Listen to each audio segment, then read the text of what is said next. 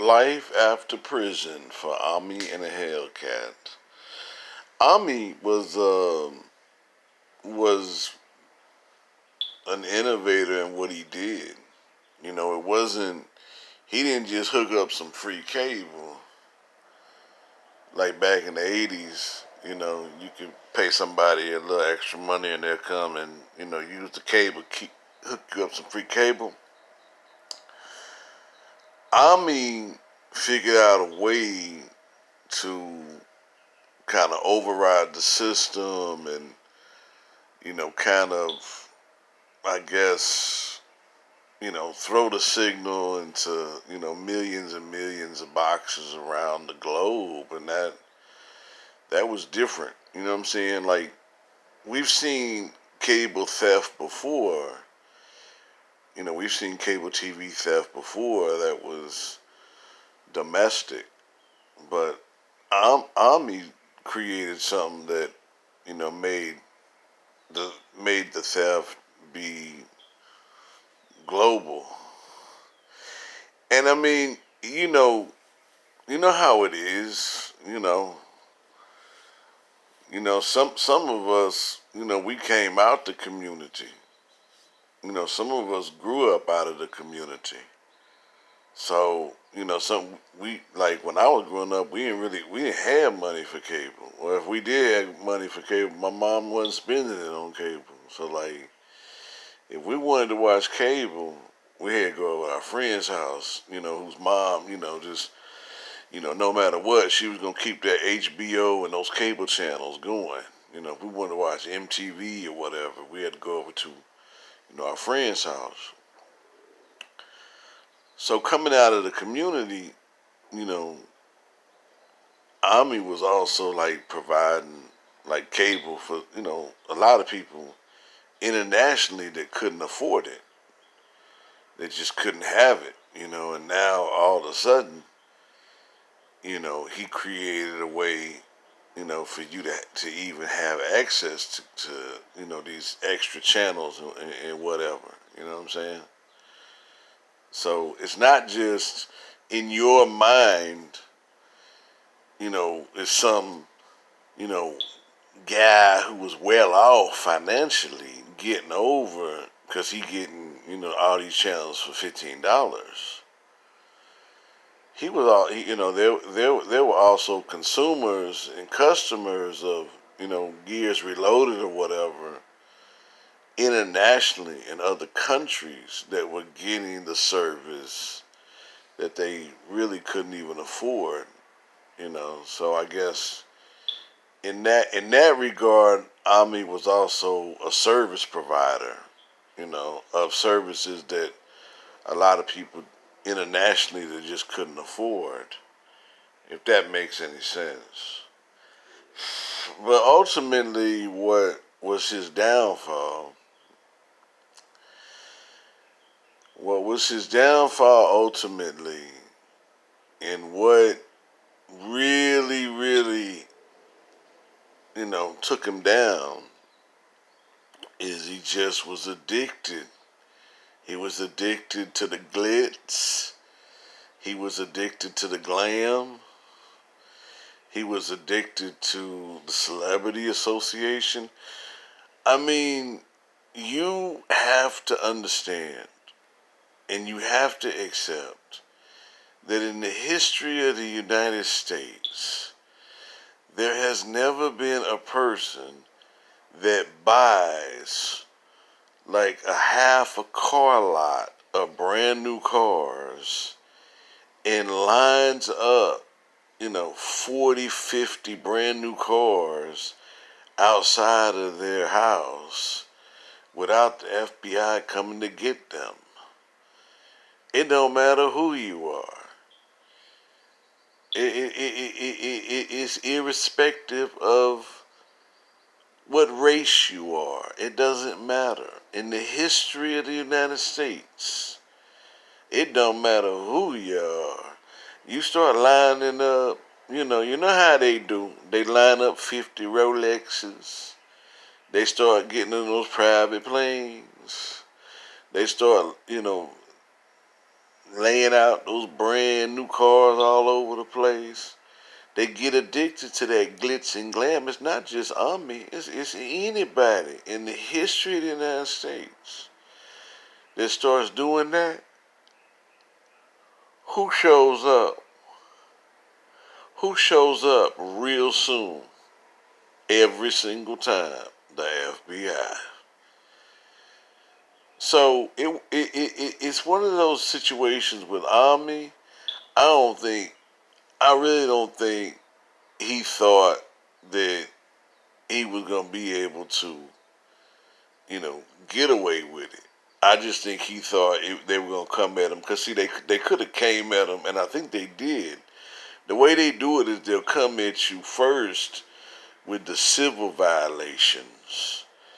They come at you with the cease and desist. And then they come at you with, hey, you being sued in court for, this amount of money. You being sued in court for doing this and doing that and doing this. Let me give you another example. And let's bring it to a smaller scale. Make it easier for you to see how this game goes. Back in the early 2000s, I used to go to the market, you know, the weekend markets, and there were always this guy there, and he would sell, the unreleased movies. This is back when we were still buying the DVDs, and you could go and buy, the latest movie releases that was still at the theater, just arrived to the theater. He even had movies on DVD before the movie even officially came out. He had recorded copies of critic copies. They used to send out critic copies, and they used to send out movie theater owner copies. So if you own the theater, let's say you owned a small theater with like, 8 screens or whatever, somewhere in, Idaho or something, or Iowa or something, then Hollywood or whatever that movie, whatever film company it was, Miramax or what have you, sometimes they would send the movie in advance to the theater owner. Special shipping and handling, next day air him the actual movie on the DVD only for him to watch and to destroy or send back. Well, this guy at the market, sometimes he had copies of that. And one day I came in and I noticed he was sitting on his truck and all of his movies were gone and his TV was gone that he was showing the movies on. And I asked him, and he had some paperwork that was on his table and stuff. And he was telling me that, some police organization with the police officers came by and they did a civil forfeiture acquisition of all of his movies. And they had taken, his TV, his money. They took all the movies, and then they gave him the cease and desist notice, and it gave him a notice that he was being, he had a court date and he was being sued. And he was just sitting there dazed and confused, right? I had caught him, happened to catch him on that day that had went down. So I tried to, bring his spirits up a little bit. So I told him, I said, well, don't worry about it. You didn't go to jail or anything, just stop doing it. So I came in the next weekend, and when I came in the next weekend, he was back, he was back set up again, as if like nothing ever happened. And I was like, oh, okay, you good or what? Everything's fine? And by that time, he realized that the other vendors that were doing it too, because there were other vendors that showed up, started selling movies like he was. he was like, yeah, he's like, that was, they just, they were just, I gotta go to court and just show them that I'm not, and it's over with, no problem. Do you know I came back to his table about 30 minutes later and he was being arrested. They were there arresting him. And that brings me back to, yeah, he went to jail. Brings me back to Ami. See, Ami and the Hellcat, they came at him the same way. They brought those civil cease and desist, right? So, did Ami stop? No, he did not stop. Even when he got the civil notices to stop, he couldn't let go of that money. He couldn't stop. Just like the guy from the market. And that's what I'm trying to explain to you, the truth about, Hellcat on me and the Hellcat. He couldn't stop. Even when they didn't come at him in the beginning with you going to jail. They didn't come with him in the beginning with the charges. He had gotten the civil notices before, and he wanted to keep gears reloaded. He didn't want to stop that money. And then remember, about a month later, 2 months later, he comes on the video with the FBI had just raided his house. Remember, the FBI had just raided his house, and he did the video talking about, hey man, the FBI just came in and and did this and did that. Now, where he was smart was he pivoted. He pivoted with the shoes. Remember, now he started coming out with the shoe line, right? Because he knew the end was near on, the theft of the cable. He knew that just wasn't going to work.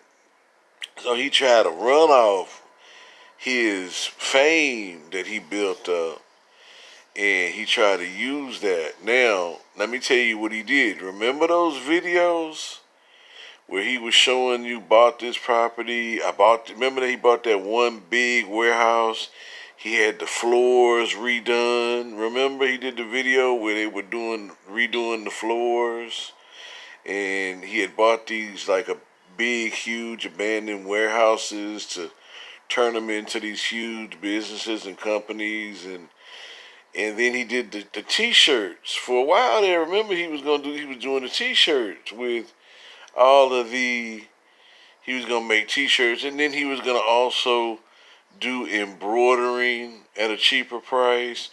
So he started to kind of, diversify at the end. But here's the real hand that was dealt. All those properties have been seized. They're gone. All the properties, they're gone.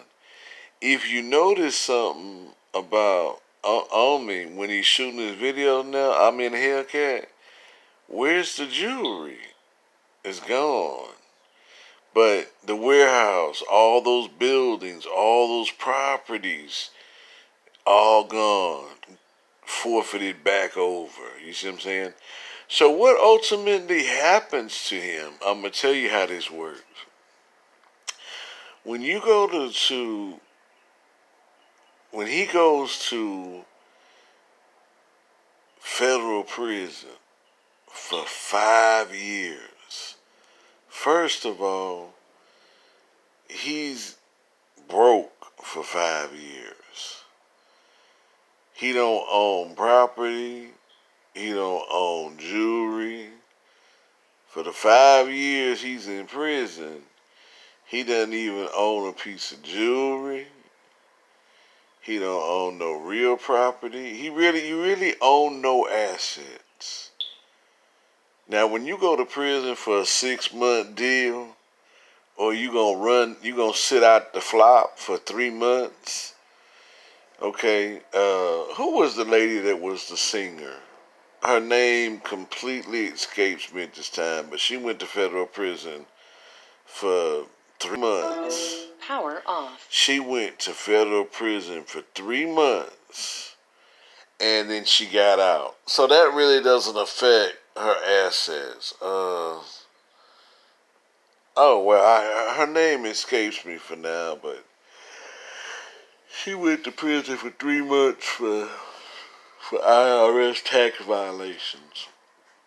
Yeah, she put out only one album and she never did music again after that. Anyways, back to Ami and the Hellcat. When he does 5 years, that takes away his income to support anything on the outside. So the mortgages, if they weren't taken, by the feds, stop. Those go away. The cars disappear. The jewelry disappears. People on the outside, you know, the woman that he was with, is she still gonna be around in 5 years?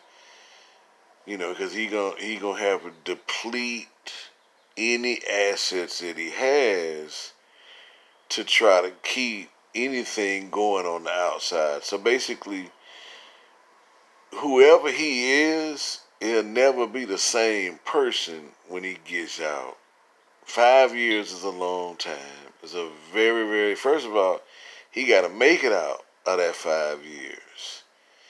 And when they first send him in, they're not going to send him in to, he's not going to go to a relaxed federal camp. No. The first couple of years, he going to be in a maximum security federal institution. I mean, the first couple of years he gonna go to the majors. He gonna go to the majors. Now the last 2 years, the last 2 or 3 years, they'll probably send him because he's a nonviolent offender. Probably the last half of his sentence he'll do at a relaxed camp, a minimum security camp, where he start getting back into that money again and getting the visitation like he getting some on ground visitation.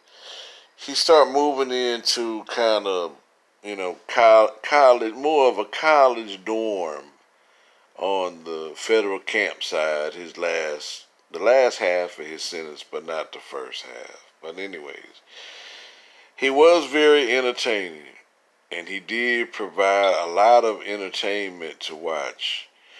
But we all really knew, we wanted it to be true. We would have loved for it to be true. But we all really knew deep down, like, don't nobody have no 50 cars out in the parking lot of his house, for everybody in the subdivision to be inconvenienced with.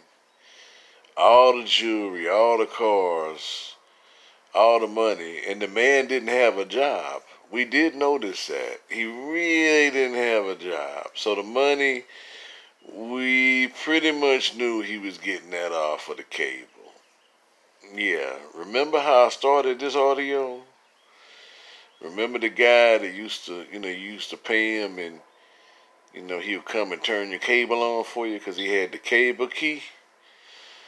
Well, on me in the Hellcat, he had the cable key for millions and millions and millions of people. And he went ahead and he unlocked the box for everybody. He took $15 a month from millions and millions of people.